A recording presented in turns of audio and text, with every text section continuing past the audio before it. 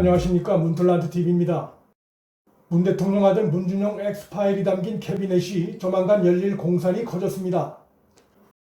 이로써 그간 정치권과 언론의 관심에서 밀려나 있던 문준용 채용 특혜 의혹이 다시 부각돼 정치권에 대규모 폭풍이 몰려올 전망입니다. 문준용 채용 특혜 의혹은 지난 대선을 가장 뜨겁게 달궜던 이슈 중 하나였기 때문에 그 의혹의 전모가 드러날 경우 문재인은 가장 강력한 비판에 직면할 수 있습니다. 특히 지금도 현 정권에 대한 비판 기류가 강한 20대는 물론 문 정권의 비교적 충성도가 강한 30, 40대에까지 부정적 영향이 미칠 수 있습니다. 검찰의 수사기록 공개가 관심을 끈 것은 검찰의 의심스러운 스탠스에서 비롯됐습니다.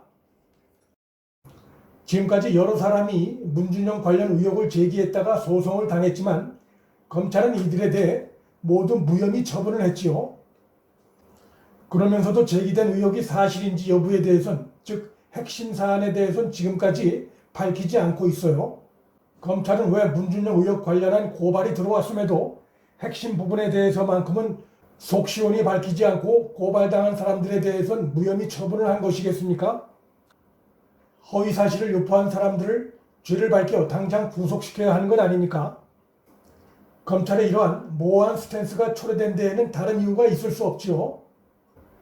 당연히 유력한 차기 대통령 후보를 의식한 것으로 볼 수밖에 없지요. 수사를 진행하다가 문준용 의혹이 사실이 아닌 것으로 감이 왔다면 검찰이 당연히 수사 결과를 내놨을 겁니다. 하태경 의원이 대선을 한 달 가까이 남겨둔 지난 2017년 4월 11일 기자회견을 통해 다음과 같은 주장을 폈습니다. 2007년 문준용 채용 특혜 의혹과 관련해 한국고용정보원을 감사한 노동부의 최종 감사 보고서를 새로 입수했다고 폭로했습니다. 그러면서 보고서에는 인사규정 위반 사항이 있으므로 담당자에게 징계와 경고를 조치하라는 지시가 기재되어 있는데 이 자체가 특혜 채용이 있었다는 명백한 증거라고 주장했습니다. 그러자 반응이 즉각적으로 왔죠. 그런데 의아스럽게도 문재인 후보나 문준용 등 당사자가 아닌 사실을 잘 알지도 못하는 더불어민주당이 대신 나섰지요. 왜 당사자인 문재인 후보나 문준용이 직접 고소하지 않고 당이 나서서 고발을 했을까요? 만일 수사 결과 의혹 제기한 내용이 사실인 것으로 드러나면 어떤 일이 벌어지겠습니까? 그렇게 되면 거꾸로 문재인 후보나 문준용이 무고죄로 역고소 당할 수 있습니다. 즉 직접 고소할 수 없는 상황이니까 당을 통해 고발 조치에 의혹 제기자들 입을 막고 대선을 치르고 보자는 계산이었을 수 있습니다. 그런데 검찰이 이 소송권 관련해 즉각 수사를 착수했는데 이해하기 어려운 스탠스를 취한 겁니다.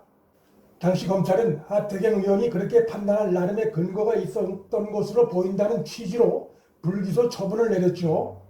그러면서도 핵심 의혹인 문준용 채용 특혜 그 자체에 대해서는 아무런 수사 결과를 내놓지 않았습니다.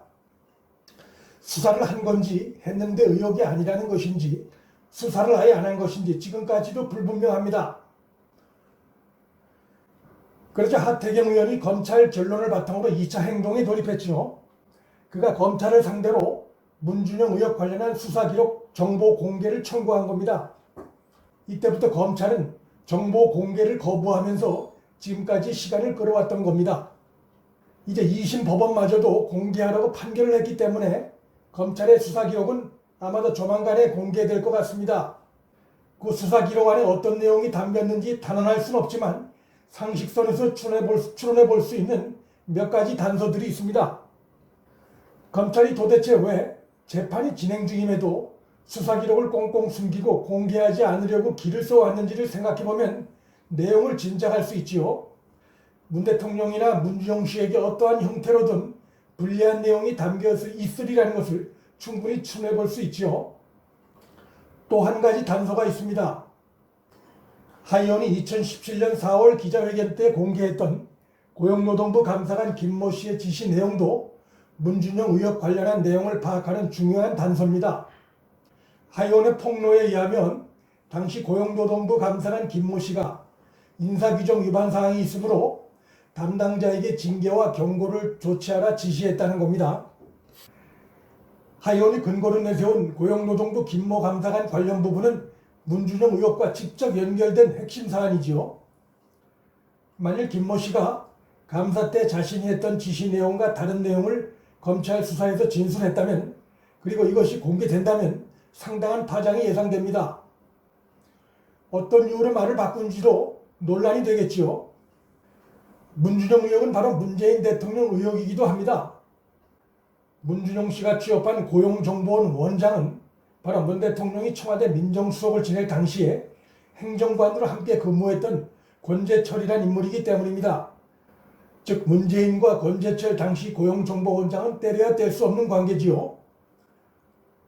권재철은 몇 해 전 한 인터넷 매체와 인터뷰에서 문준용 건과 관련해 당시 절차를 잘 몰랐다는 취지로 밝힌 적도 있습니다.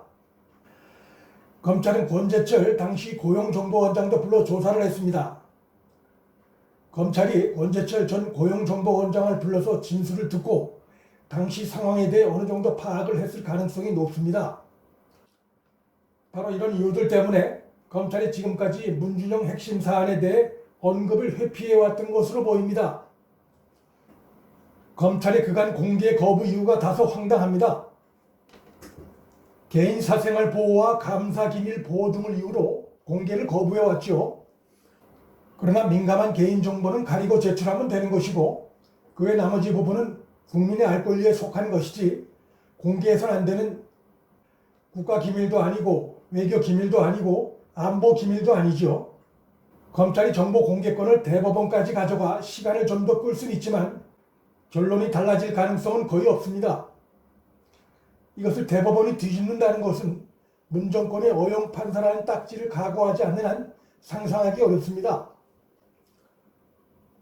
또한 대법원에 상고를 해도 사안이 간단하기 때문에 길어야 2~3개월이면 결론이 날 수밖에 없습니다. 도덕성을 자신들만의 가보인 양 휘둘러온 문재인 정권으로선 또다시 내로남불이란 비판을 명기 어려워 보입니다. 문준용뿐만 아니라 최근 문 대통령의 딸 문다혜와 그의 남편과 관련한 의혹까지 제기되고 있어서 문 정권의 위기가 갈수록 고조되는 양상입니다. 문다혜 가족의 의심스러운 해외 이주, 문다혜 남편과 연관된 주변의 급성장한 중소기업들, 그리고 그 배경으로 떠오른 정부와 대기업의 의심스러운 기금 지원 행태 등 꽁꽁 숨겨졌던 문 정권 주변의 썩은 커넥션들이 하나둘씩 드러나고 있습니다. 문 정권은 자신들의 위기를 공포 분위기 조성으로 맞서려 하고 있죠. 외교부 직원들 휴대폰을 마구 감찰하더니 최근엔 문재인 외손자가 다니던 초등학교 교장 교감회까지 보복성 감사를 벌인 것이 드러났습니다. 그리고 이들에 대해 근거도 없이 징계를 내려 공포감을 조성하고 있습니다. 당연히 교직원들의 거센 반발이 예상됩니다. 자신들의 감춰진 비위 사실이 드러나는 것을 사찰로 막겠다는 것은 결코 성공할 수 없죠. 막다른 골목에 몰린 문 정권이 스스로 제 무덤을 파는 양상입니다. 문틀란드TV 오늘 순서 여기서 마칩니다. 구독 버튼과 좋아요를 눌러주시면 방송 제작에 큰 힘이 됩니다. 시청해 주셔서 감사합니다.